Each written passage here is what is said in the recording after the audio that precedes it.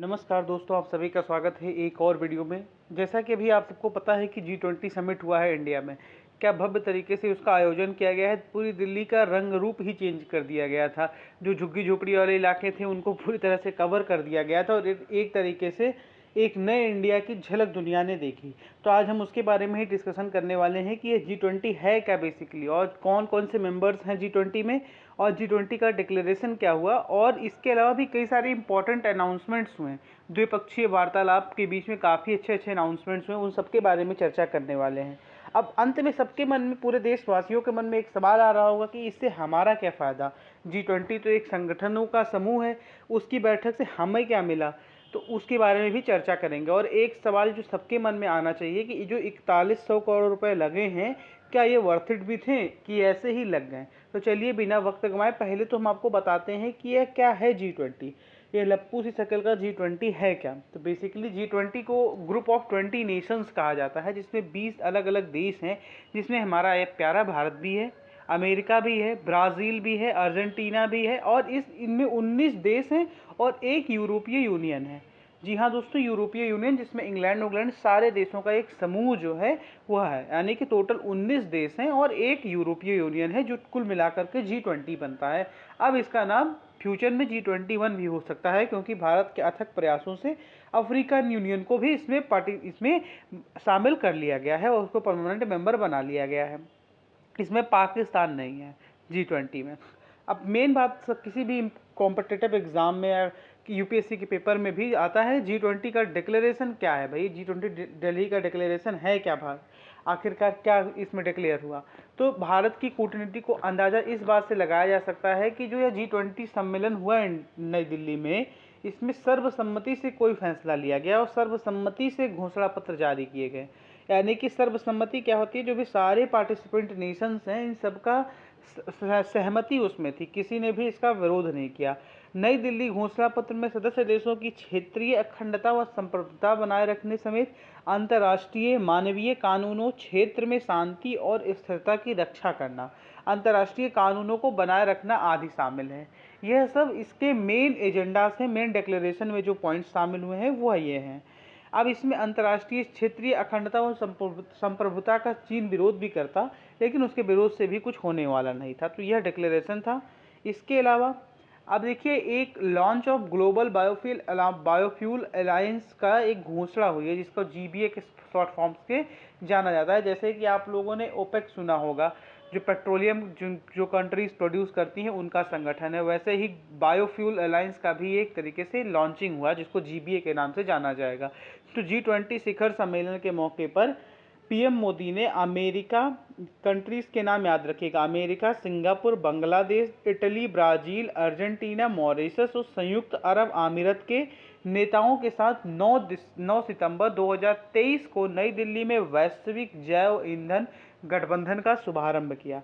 किन किन देशों का? America, Singapore, Bangladesh, Italy, Brazil, Argentina, Mauritius, संयुक्त अरब अमीरात।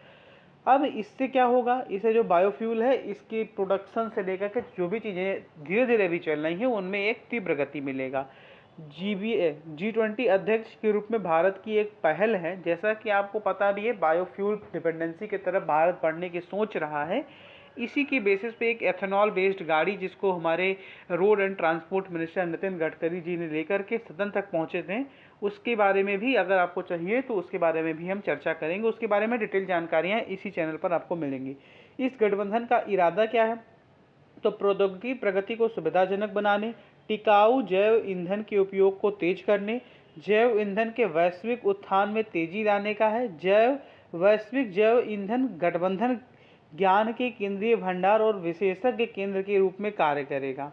GBA का लक्ष्य एक उत्प्रेरक मंच के रूप में कार्य करने का है। GBA बेसिकली जो है ग्लोबल बायोफ्यूल अलायंस जो है, ये अभी आप देख रहे होंगे पेट्रोलियम पर डिपेंडेंसी जिन कंट्रीज़ की है उनकी इकोनॉमी कहीं ना कहीं डाउनफॉल की तरफ बढ़ती है, या कभी भी उन जो पेट्रोलियम उत्पादक कंट्रीज़ हैं उनसे अगर कहीं उनका कुछ भी कॉन्फ्लिक्ट होता है तो सीधा इफेक्ट उनकी इकोनॉमी पर आता है, जिससे परेशान वहाँ की जनता होती है। तो कहीं ना कहीं दुनिया भी समझ रही है कि और पेट्रोलियम से जो इन्वायरमेंट को लॉस होता है वो तो होता ही होता है। तो दुनिया भी ये समझ रही है कहीं ना कहीं shift towards the renewable energy resources.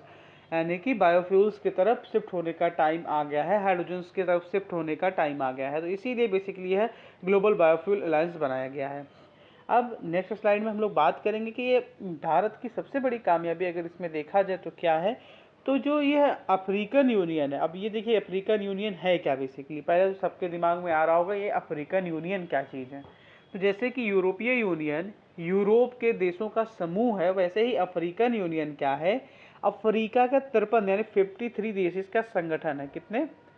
53 Nations हैं टोटल, जो कि अब इसके बारे में अभी हम आपको यही नीचे इस स्लाइड में बता देते हैं। 53 नेशंस हैं जो कि total 3 trillion American dollar economy को कंट्रीब्यूट करते हैं। इनकी इकोनॉमी अगर 53 नेशंस की जोड़ी जाए तो 3 ट्रिलियन अमेरिकन डॉलर्स हैं। यानी अगर देखा जाए तो भारत से कुछ ही कम है। इन 53 देशों की ज्वाइंट इकोनॉमी की बात करा जा रहा है, यानी कि अफ्रीकन यूनियन की इकोनॉमी कितनी है? 3 ट्रिलियन है। यह 1.4 बिलियन 1.4 बिलियन पॉपुलेशन को कंट्रीब्यूट करती है। यानी टोटल यहाँ की पॉपुलेशन 53 देशों की मिलाकर के 1.4 बिलियन है। अब यह जो कंट्रीज़ हैं यह बहुत पिछड़ी कंट्रीज़ हैं। ऐसा नहीं है इनके पास संसाधन नहीं है, इनके पास आप एक रिसर्च क्या एक खोज है ये कि इनके पास डायमंड्स की खाने हैं, सोने की खाने हैं, कोयले की खाने हैं, लेकिन इनके पास वो टेक्नोलॉजी नहीं है। तो इन देशों ने निर्धारित किया कि हम क्यों ना, जैसे कि यूरोपीय यूनियन एक होकर के आज आप देख सकते हैं शक्ति के रूप में उभर आया है, वैसे क्यों ना अफ्रीकन यूनियन बनाया जाए। तो इनका अफ्रीकन यूनियन में हमारे पड़ोसी भैया चाइना ने जाल फैलाया कि इनको भी कर्ज के जाल में फंसाया जाए, पर ये लोग थोड़े से होशियार निकले। यह इनको उनकी विस्तारवादी नीतियों के बारे में पहले जानकारी मिल गई, जैसे चाइना कर रहा है। तो इन्होंने भारत की तरफ भारत ने इनकी मदद की। आप कोविड पीरियड में देखिए, फ्री में वैक्सीन प्रोवाइड किया, जो भी हो सकता था भारत जितनी भी सहायता हो सकता था सब किया। पिछली मीटिंग थी उसमें भी इनको शामिल करने का प्रस्ताव रखा गया था, लेकिन बड़ी बड़ी कंट्रीज ने इसका विरोध कर दिया था। लेकिन इस बार जब हमारे प्रधानमंत्री पापुआ न्यू गिनी के दौरे पर गए थे, उसके बाद उनके अफ्रीकन यूनियन के प्रेसिडेंट से एक मीटिंग हुई थी, जिसमें यह डिसाइड किया था इंडिया ने कि हम स्ट्रांगली अब चाहते हैं कि अफ्रीकन यूनियन एक तरीके से G20 का पार्ट बने, क्योंकि ये वर्ल्ड इकोनॉमी का 3 ट्रिलियन और वर्ल्ड पॉपुलेशन का 1.4 बिलियन का हिस्सा रखता है। तो इसको क्यों ना शामिल किया जाए। इसके बाद हमारे प्रधानमंत्री ने अभी जब ये G20 की मीटिंग हुई थी, इसके जब पहला दिन था उसी दिन प्रस्ताव रखा कि इन 55 अफ्रीकी देशों के समूह को 53 में, मुझे लगता है 53 में बोल गया हूँ बार बार, बल्कि ये 55 देशों का समूह है। तो 55 देशों के अफ्रीकी देशों का समूह जो है इसको G20 में शामिल किया जाए, जिससे यह भी अपने डेवलपमेंट के बारे में या वैश्विक स्तर पर कोई भी फैसला लिया जाए, जिससे यह भी सम्मिलित हो और इनके भी आर्थिक और नीतिगत फैसलों में जो भी लाभ सारे देशों को मिल रहा वो इनको भी मिले। अब लप्पू से शकल का पाकिस्तान नहीं शामिल है। अब देखो भैया, इसमें ये तो हो गए दुनिया को क्या मिला, हमें क्या मिला। आपने सीपेक का नाम सुना होगा, सीपेक का नाम सुना होगा, हाल फिलहाल में तो जो सुना ही होगा, नहीं सुना होगा तो अब सुन लीजिए। चाइना पाकिस्तान इकोनॉमिक कॉरिडोर, यानी कि चाइना पाकिस्तान आर्थिक गलियारा जिसे बोला जाता है। चाइना इसके अलावा मिडिल ईस्ट में घुसने के लिए बहुत सारी परियोजनाओं के रूप में कई सारी चीज़ें बना रहा है। अब इसको काउंटर करने के लिए हमारी इकोनॉमी भी चाइना के इकोनॉमी से काफ़ी छोटी है, तो हम लोग अपने बेसिस पे जितना हो सकता था, जैसे उनको काउंटर करने के लिए हम लोगों ने डायमंड्स ऑफ पर्ल्स का एक उपाय सोचा, उसके तहत कार्य किया। लेकिन कहीं ना कहीं हम थोड़े से पैसों के मामले में उनसे कम पड़ जाते हैं। तो यहाँ पर प्रधानमंत्री मोदी की मित्रता या कह लीजिए कूटनीति कह लीजिए विदेश नीति कह लीजिए, उसका लाभ भारत को मिलता है। तो अब भारत के प्रधानमंत्री मोदी जी, अमेरिका के राष्ट्रपति बाइडेन जी और अन्य वैश्विक नेताओं के ने सम्मेलन के पहले दिन नए रेल और shipping corridor, Indian middle east Europe economic corridor, क्या इंडिया मिडिल ईस्ट यूरोप, यानी इंडिया से मिडिल ईस्ट भी जाया जाएगा और यूरोप भी जाया जाएगा। टोटल इसमें 8 कंट्रीज ने पार्टिसिपेट किया है, जिसमें यूरोपीय यूनियन भी इंक्लूडेड है। यह कॉरिडोर मध्य पूर्व यानी मिडिल ईस्ट के जरिए भारत यानी इंडिया और यूरोप को जोड़ेगा। जाहिर है कि जिन देशों से यह कॉरिडोर होकर गुजरेगा वहां आर्थिक तंत्र और ज़्यादा मजबूत होगा। इससे चीन की अति महत्वपूर्ण BRI मुकाबले के तौर पर देखा जा रहा है। सीपेक तो चाइना पाकिस्तान इकोनॉमिक कॉरिडोर हो गया, लेकिन जो ये बीआरआई प्रोजेक्ट है सीपेक का ही बड़ा वर्जन है। सी और बीआरआई में क्या है, मिडिल ईस्ट के थ्रू, मिडिल ईस्ट में भी ये लोग घुसना चाहते हैं, जितने भी कंट्रीज़ के थ्रू ट्रांसपोर्टेशन बेसिकली ईजी करना चाहते हैं। इससे होता गया है, जैसे कि हम अगर मिडिल ईस्ट से कोई सामान ला रहे हैं तो उसको हमें जिस कंट्री से लाना पड़ेगा उन सब में टैक्सेस देना पड़ेगा, या समुद्र से लाना पड़ेगा तो समुद्र में जो शिपिंग बोट्स होती हैं वो पता है उनकी स्पीड अराउंड 20 से 30 होती है, उससे तेज़ नहीं हो सकता, तो तेज़ गति से ट्रांसपोर्ट नहीं होता। उनमें ईंधन की ज़्यादा खपत है, यानी कि जो भी ईंधन यूज हो रहा है उसकी ज़्यादा खपत है, तो इससे क्या हो रहा है, ट्रांसपोर्टेशन कॉस्ट बढ़ता जा रहा है।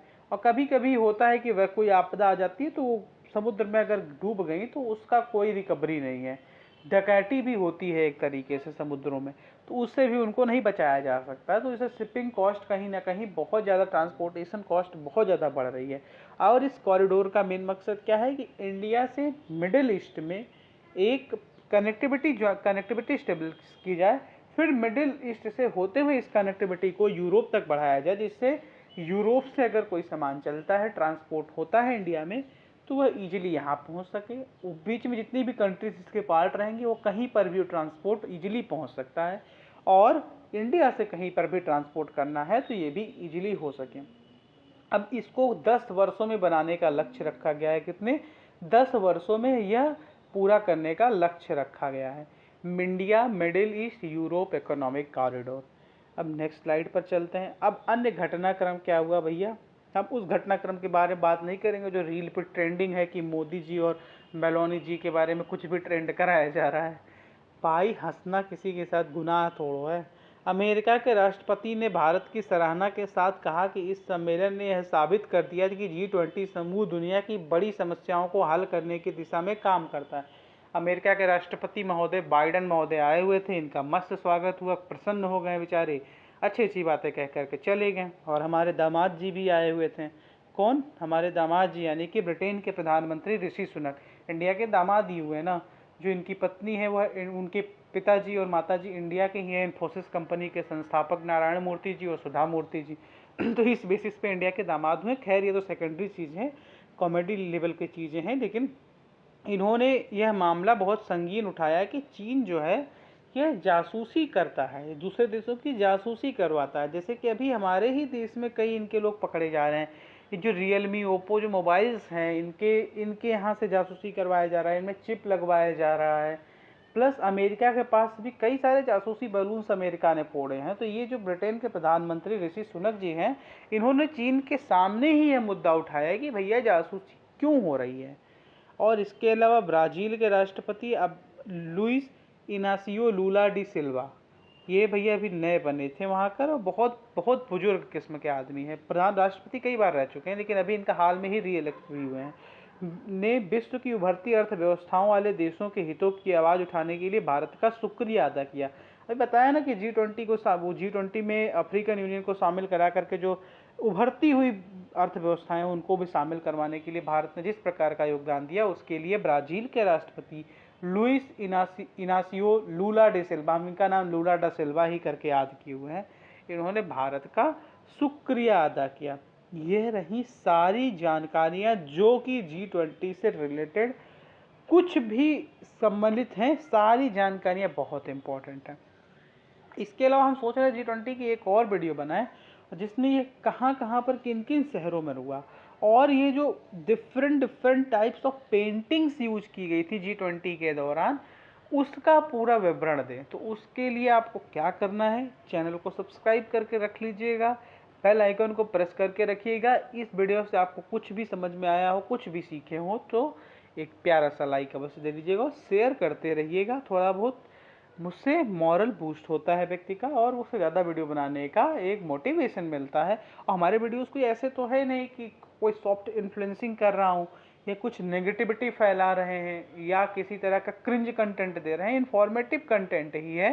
तो उसके लिए चैनल को सब्सक्राइब करके अवश्य रखिएगा। अभी कुछ क्रिंज कंटेंट बांटने लगे या नेगेटिविटी फैलाने लगे तो व्यूअरशिप बढ़ने लगती है, लेकिन वैसा मुझे करना नहीं है। मैं सच का साथ देता हूँ और सच के साथ हमेशा रहता हूँ, क्योंकि मैं अपने भारत से प्यार करता हूँ और प्रत्येक भारतीय से प्यार करता हूँ। जय हिंद, जय भारत, भारत माता की जय। विनम्र निवेदन है, चैनल को सब्सक्राइब अवश्य कर लीजिएगा। जय हिंद, अपना ख्याल रखिए।